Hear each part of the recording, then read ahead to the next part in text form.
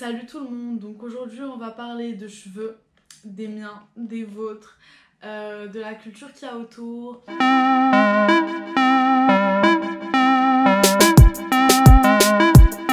Déjà pour poser un petit peu le contexte, pour ceux qui ne le savaient pas, je suis d'origine marocaine, donc africaine.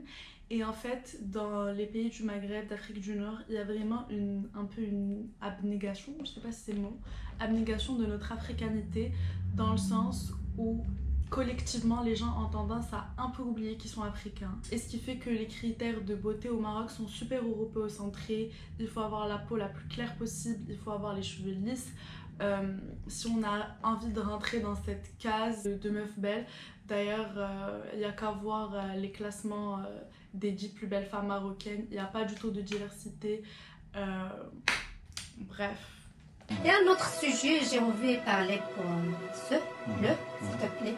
That's another subject for another day.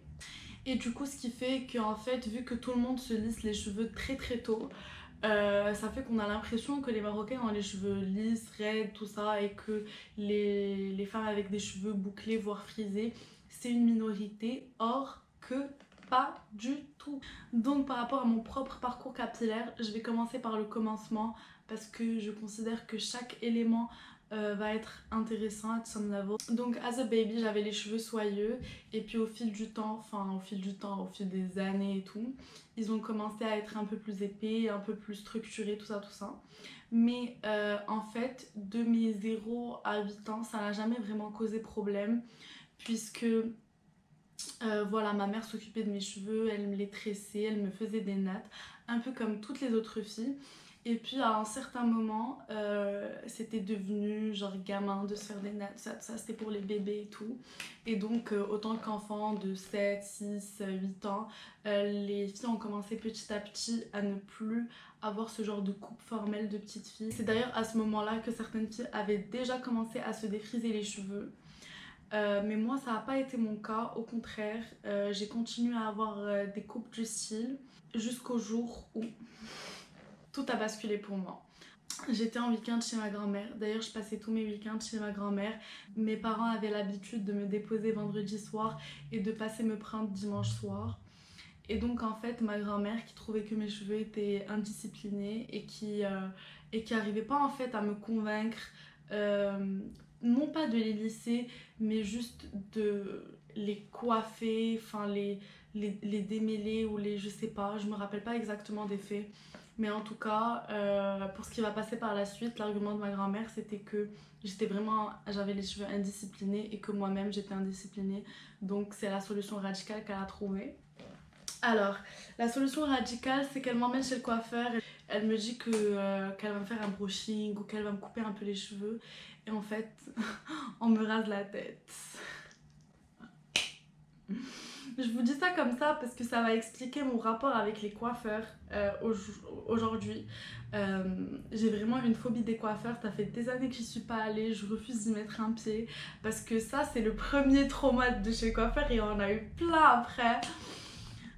Donc après ça en fait quand mes cheveux ont commencé à repousser, le temps passait et tout, donc mes cheveux devenaient encore plus épais, encore plus volumineux, encore plus frisés on va dire. Et en fait ma mère qui au début prenait super bien soin de mes cheveux, qui me les tressait tout ça, à un moment donné ça a dépassé ses compétences dans le sens où elle-même elle a pas les cheveux aussi frisés que les miens. That's just a fact. Et que en plus de ça, même elle, ses cheveux bouclés, elle savait pas s'en occuper, elle se les raidissait. Donc comment elle va faire pour s'occuper des miens? Enfin, on retourne à l'abnégation de notre africanité au Maroc. C'est ça en fait, c'est que on sait même pas comment les garder au naturel. On a une seule solution radicale qui est de se les raidir. D'ailleurs de porter le voile. Il y en a certaines qui portent le voile parce qu'elles trouvent qu'elles ont des cheveux moches. Mais ça commençait un petit peu à mal tourner. Et aussi par rapport aux remarques des enfants, ça commençait à être de plus en plus méchant vu que toutes les filles s'étaient lissées les cheveux. Et donc tous les remarques et les regards se lançaient sur moi. Et en fait moi j'étais tellement bien dans ma peau que quand les gens me faisaient des remarques, enfin les gens, mes camarades de classe me faisaient des remarques, ça me dérangeait pas plus que ça. Surtout que moi, comme je vous disais, je refusais catégoriquement de repartir chez un coiffeur, que ce soit pour un brushing, que ce soit pour quoi que ce soit, juste parce que I had like this phobia from back then. Mais bref, après ça, la fin d'année approche et là en fait ma mère m'a convaincue, elle m'a vraiment convaincue, c'est le mot approprié parce qu'elle m'a jamais forcé à rien, de me défriser les cheveux. Et donc voilà, deuxième expérience traumatique chez le coiffeur. Again, a fucking again. Nothing new, nothing changed, same old shit. À passer des heures. Bref, le résultat était pas si pire. Je pense que je me sentais vraiment bien à ce moment-là. Pour mon ego, c'était bien aussi parce que pour la première fois, hop, il y a un petit détail qui change dans mon physique, c'est-à-dire mes cheveux. Et puis là, d'un coup, j'étais plus moche, j'étais belle et tout le monde me faisait des compliments. Et donc voilà, autant qu'enfant, ça arrangeait bien mes affaires.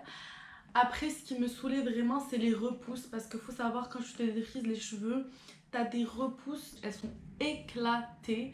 Genre, mes cheveux, genre vraiment Jix. D'ailleurs, les gens qui comparent mes cheveux à Jix, je vois vraiment pas de quoi vous parlez. Mais par contre, à ce moment-là, quand j'avais les cheveux lisses qui sortaient de mes cheveux comme repousse, c'était vraiment du gros n'importe quoi. Et du coup là déjà j'avais compris que tu avais deux options. Soit tu continuais dans le cercle vicieux, c'est-à-dire que dès que tu as des repousses, tu te relisses les cheveux et en fait tu es obligé de continuer à faire ça un peu toute ta vie et tes cheveux ils vont être de pire en pire en fait. Ou bien de laisser les repousses moches et à un moment donné ça va devenir beau. Donc j'ai refait ça, j'ai refait la kératine je pense une ou deux fois et ça a aussi été des expériences traumatiques, mais à mes 12 ans j'ai décidé de plus jamais mettre quoi que ce soit sur mes cheveux.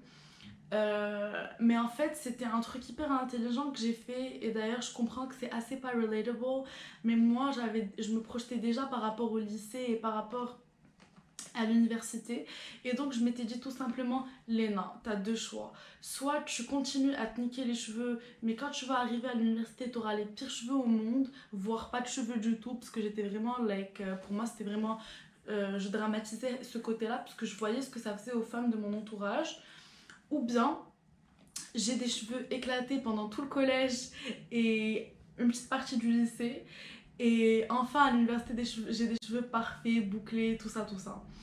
Et donc, ce qui a fait que pendant 3-4 ans, j'ai passé 3 années avec les cheveux attachés, que ce soit en chignon, où j'essayais de faire des coupes, genre je me mettais des bandeaux et j'enroulais mes cheveux dedans.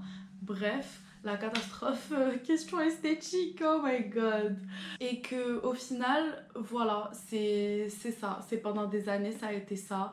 Et puis au fil du temps, j'ai appris à démêler mes cheveux, j'ai appris à les sectionner, j'ai appris un peu à les tresser, j'ai vraiment commencé à me les approprier en fait. Et bien sûr, c'est à cette période-là, à partir de 12 ans, que Internet est un peu plus présent dans notre vie. Donc, à comprendre les concepts de deep conditioning, de quel type de cheveux j'ai, est-ce que c'est un 4C, un AC, non. Et ça a été une transition très lente, mais qui, à mon avis, elle en valait la peine. Et de toute façon, at the time, j'avais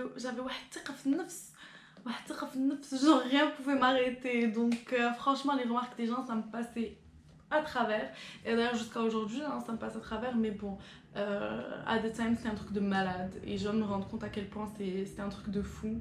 Du coup ce qui s'est passé c'est qu'en seconde là vraiment mes cheveux ils ont vraiment bien repoussé, ils commençaient à prendre la texture, ils commençaient à être bien structurés, enfin ils me plaisaient bien.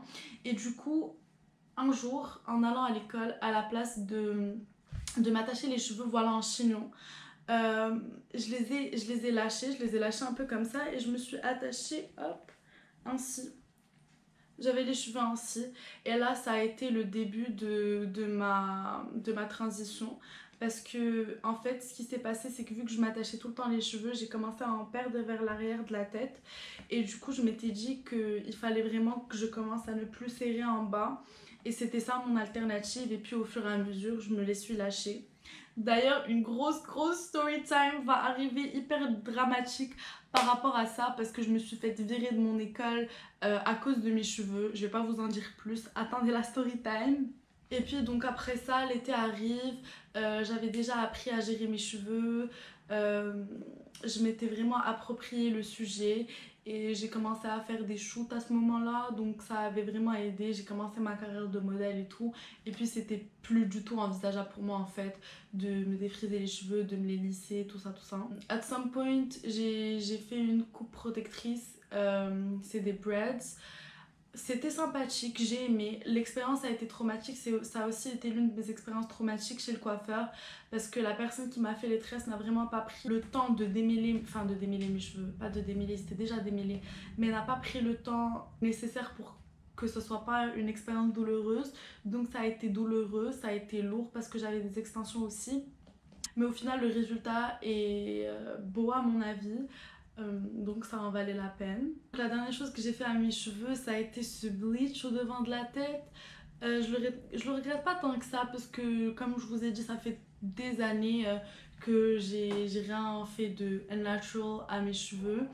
Et que voilà, si j'ai envie de quelque chose, je vais pas me priver, faut juste pas exagérer. Et maintenant que j'ai fait cette petite gaffe, on va dire, que j'appelle comme ça en connaissance de cause, je vais pas aller me bleach l'entièreté de ma tête, je sais que ça va faire des dégâts à mort. Sinon, je ferai une autre vidéo qui explique comment revenir à des cheveux naturels si vous les avez déjà soit défrisés, soit utiliser la kératine, soit utiliser le lissage brésilien et tout. Et toutes les techniques qu'il y a, le deep conditioning, comment connaître la nature de ses cheveux, parce que je trouve que ça mérite une vidéo à part entière. Sinon, un mot pour la fin. Ce que j'aimerais dire, c'est qu'il faut vraiment qu'on soit plus en accord avec notre identité africaine, autant que africain du Nord ou autant que maghrébin. Parce que voilà, ça fait partie de notre identité, c'est qui nous sommes. C'est beau d'avoir les cheveux frisés, c'est beau d'avoir les cheveux bouclés, c'est beau d'avoir les cheveux ondulés. Il faut arrêter d'être brainwashed par des critères de beauté qui sont européocentrés. Donc voilà, pour moi c'est le mot de la fin. Aimez vos cheveux, aimez votre couleur de peau, appropriez-vous votre identité et on est africain.